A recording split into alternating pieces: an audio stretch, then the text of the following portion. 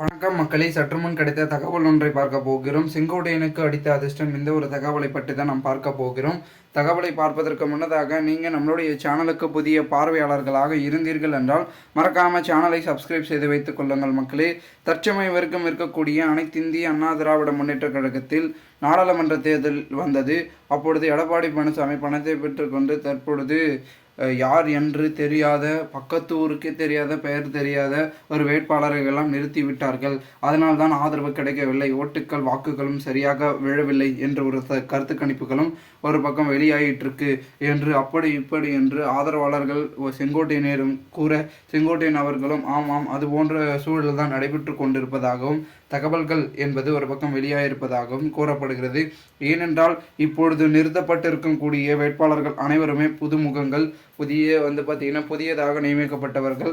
அவர்களை களமிடுவதற்கான காரணம் என்னவென்றால் தற்பொழுது யாரும் இந்த ஒரு தேர்தலை போட்டியிட முன் வரவில்லை என்பதுதான் ஒரு யதார்த்த உண்மையாகவும் பார்க்கப்படுகிறது.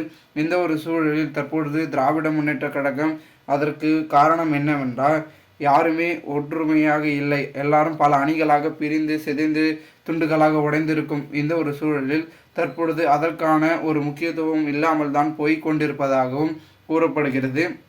மேலும் இந்த ஒரு சூழலில் அடுத்த கட்டமாக சொல்லக்கூடிய ஒரே ஒரு விஷயம் என்னவென்று பார்த்தால் தற்பொழுது நீங்கள் ஒரு முக்கியத்துவத்தில் இருக்க வேண்டும் என்ற ஒரு நோக்கம்தான்.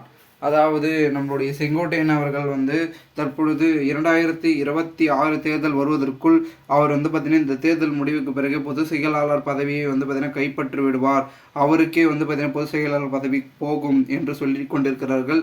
ஏனென்றால் 48 வருடங்களாக அதிமுகவின் இயக்கத்தில் ஒரு பெரும் ஒரு தலைவராகவும் முன்னாள் ஒரு அமைச்சராகவும் திகழக்கூடிய செங்கோட்டையன் அவர்கள் பெரும் விதத்தில் இருக்கிறார். தம்மை தேடி என்னதான் முதல்வர் பதவியே வந்திருந்தாலும் அதற்கு தகுதியற்றவன் என்று சொல்லி பெரும் விதத்தில் கூறக்கூடிய ஒரு தலைவர் என்றால் அது செங்கோட்டையன் அவர்களை சொல்லலாம். ஸோ அந்த அளவிற்கு இருக்கக்கூடிய செங்கோட்டையன் அவர்களுக்கு தற்பொழுது இந்த ஒரு பொதுச் செயலாளர் பதவி என்பது கிடைப்பதற்கு வாய்ப்பு அதிகமாகவே இருக்கிறது.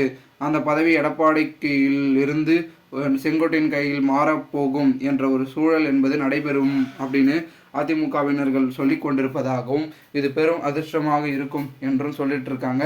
ஸோ 2024 மக்களவை தேர்தல் முடிவுக்கு பிறகு நிறைய விதமான மாற்றங்களை அதிமுக சந்திக்க நேரிடும் என்று தான் பார்த்திங்கன்னா அனைத்து விதமான தலைவர்களும் சொல்லி கொண்டிருக்கிறார்கள். பார்க்கலாம் என்ன நடக்கப் போகிறது. பல திருப்பங்களும் தகவல்களும் அதிமுகவில் வலம் வந்து கொண்டிருப்பதாகவும் கூறப்படுகிறது. பொறுத்திருந்து பார்க்கலாம். மேலும் இது போன்று நீங்கள் அரசியல் சார்ந்த நிகழ்வுகளாம் தினசரி நீங்கள் தெரிந்து கொள்ள நம்மளுடைய தமிழகத்தின் அரசியல் என்னோட சேனலை சப்ஸ்கிரைப் பண்ணிவிட்டு கூட இருக்க பெல்லைக்கனால கொடுத்து வைங்க மக்களே. அப்போ தான் அரசியல் சார்ந்த காணொலிகளும் நீங்கள் உடனுக்குடன் நோட்டிஃபிகேஷன் மூலமாக தெரிந்து கொள்ள முடியும். நன்றி, வணக்கம்.